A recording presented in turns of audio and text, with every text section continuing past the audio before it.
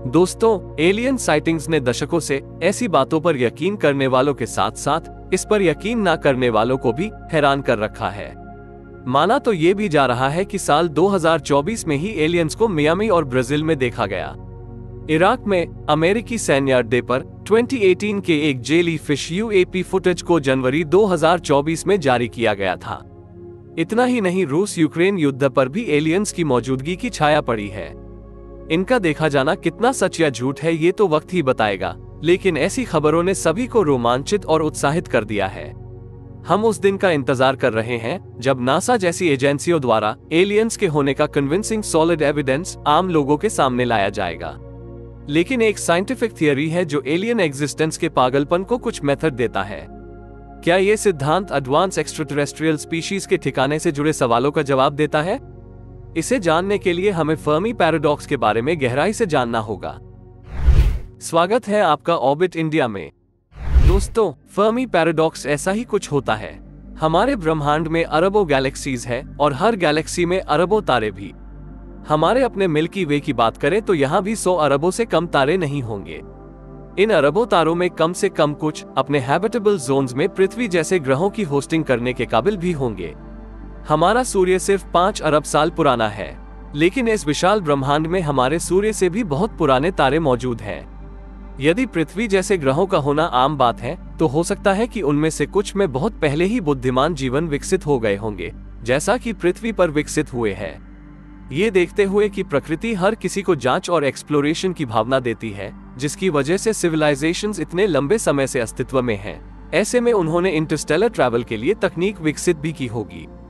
हम इंसान आने वाले दिनों में चंद्रमा से आगे मंगल तक अपना अगला कदम उठाने के लिए तैयार है और अभी भी इंटरस्टेलर ट्रैवल के लिए सबसे ज्यादा डिमांड वाले टारगेट की ओर छोटे कदम उठा रहे हैं। लेकिन जितना हम अब तक इंटरस्टेलर ट्रैवल के बारे में समझे हैं, उसे देख लगता है कि बुद्धिमान सभ्यताओं को अभी भी कुछ मिलियन सालों में संपूर्ण आकाशगंगा को पार करने के काबिल बन जाना चाहिए।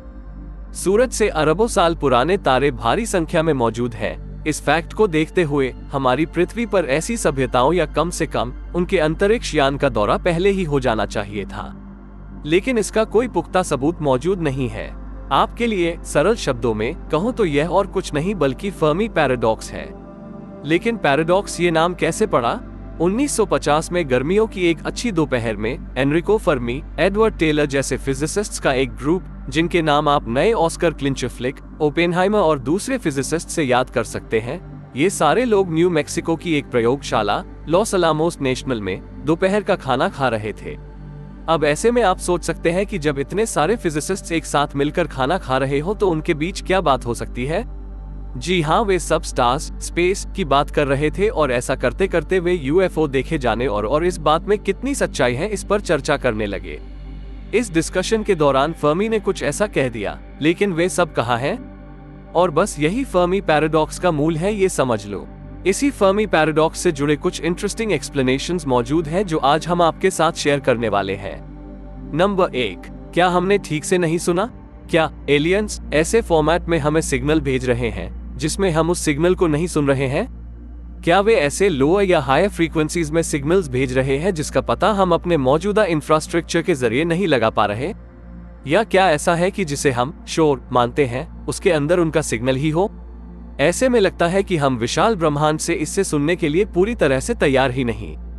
हर वक्त सभी दिशाओं से सुनना मुमकिन भी नहीं होता।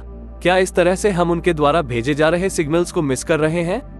इसका मतलब ये है कि जब किसी एलियन सिविलाइजेशन से रेडियो सिग्नल्स का पता लगाने की बात आती है तो हम पूरी तरह से कोइंसिडेंसेस पर डिपेंडेंट होते हैं। यदि हमारे रेडियो एंटेना ठीक उसी डायरेक्शन में पॉइंटेड किए जाए जहां से एक हाइपोथेटिकल एलियन सिविलाइजेशन हमें सिग्नल भेज रही है और जिस एग्जैक्ट फ्रीक्वेंसी पर वे भेज रहे हैं उस पर ट्यून किया जाए, तभी और केवल तभी हम उनसे कुछ सुन सकते हैं। नंबर 2, इंसानों ने काफी समय से नहीं सुना। एक और लिमिट फैक्टर है और वो है टाइम। हमारे ब्रह्मांड के अरबों साल के इतिहास की तुलना में इंसानों का वजूद वक्त का बहुत ही छोटा सा हिस्सा है। हम इतने कम समय के लिए अस्तित्व में हैं कि शायद हमें किसी एक्स्ट्राटेरेस्ट्रियल सिविलाइजेशन से कुछ भी सुनने के लिए जितना टाइम चाहिए, शायद उतना टाइम हमें ना मिले। इसके अलावा रेडियो ट्रांसमिशन तकनीक हमारे द्वारा 1895 में विकसित की गई थी। इसका मतलब है कि हम कॉस्मोलॉजिकल टाइम स्केल्स की तुलना में बहुत कम वक्त के लिए सिग्नल भेज रहे हैं, जिसकी वजह से वहां अगर कोई एलियन लाइफ है तो उनके लिए हमारा पता लगाना मुश्किल हो गया है। Number 3, the dark forest hypothesis यानी परिकल्पना। पैराडॉक्स को समझाने के लिए दिया गया एक और तर्क डार्क फॉरेस्ट हाइपोथेसिस है। लियू सिक्सिन द्वारा लिखे 2008 के उपन्यास द डार्क फॉरेस्ट में फर्मी पैराडॉक्स के लिए एक साहित्यिक समाधान मिलता है।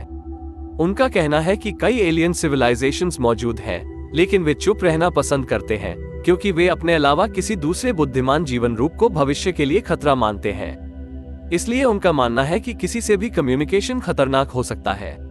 अपने उपन्यास में लियू ने अपने फिक्शनल यूनिवर्स के बारे में एक डार्क फॉरेस्ट के रूप में बात की है, जो सशस्त्र शिकारियों से भरा हुआ है, जो एक भूत की तरह पेड़ों का पीछा कर रहे हैं। नंबर 4, क्या हमारी पृथ्वी को जानबूझकर टाला जा रहा है? क्या हम एलियंस के लिए बलि के बकरे हैं? क्या हम ईटी सिविलाइजेशन की प्रयोगशाला के चूहों से ज्यादा और कुछ नहीं है?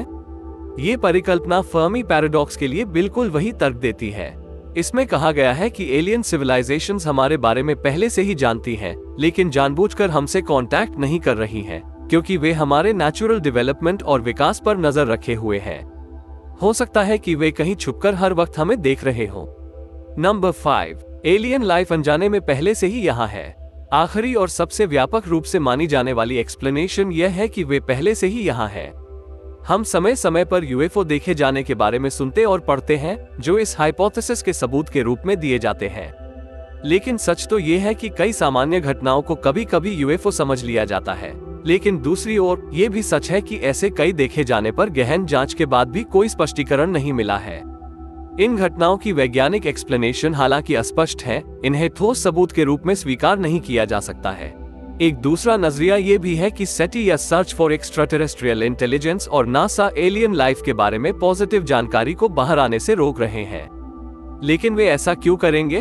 खैर, उन्हें डर हो सकता है कि अगर ऐसी एडवांस एक्स्ट्राटेरेस्ट्रियल टेक्नोलॉजी गलत हाथों में पड़ गई तो इससे बड़े पैमाने पर जनता की सुरक्षा खतरे में पड़ सकती है। कुछ लोगों का मानना है कि किसी एलियन जीवन रूप से रेडियो सिग्नल का पता लगाना आज तक मौजूद सबसे गुप्त जानकारी है। ये केवल कुछ एक्सप्लेनेशंस हैं जो फर्मी पैराडॉक्स के लिए मौजूद हैं, जबकि असल में कोई भी फर्मी के सवाल जैसे लेकिन हर कोई कहाँ है इसका जवाब नहीं जानता है। एक वैज्ञानिक ने एक बार बाल्टी में रस्सी बांधकर फर्मी पैराडॉक्स को समझाने की कोशिश की थी। फिर वो एक नाव पर खड़ा हुआ और बाल्टी का इस्तेमाल करके उसने समुद्र का पानी बाहर निकाला, लेकिन उसे कुछ नहीं मिला। लेकिन हम जानते हैं कि समुद्री दुनिया में बहुत सारे जीवन रूप मौजूद हैं। शायद हमारे ब्रह्मांड के साथ भी ऐसा ही है। वहाँ कई एलियन लाइफ फॉर्म्स हैं, लेकिन जिस क्षेत्र का हम नमूना ले रहे हैं वो ब्रह्मांड के विशाल महासागर की तुलना में कुछ भी नहीं है। आपके मुताबिक पैराडॉक्स के लिए इनमें से कौन से एक्सप्लेनेशन सच होने के ज्यादा चांसेस है? क्या आप फर्मी पैराडॉक्स की एक्सप्लेनेशन करने वाली ऐसी और हाइपोथेसिस के बारे में जानना चाहेंगे? कमेंट कर हमें जरूर बताएं।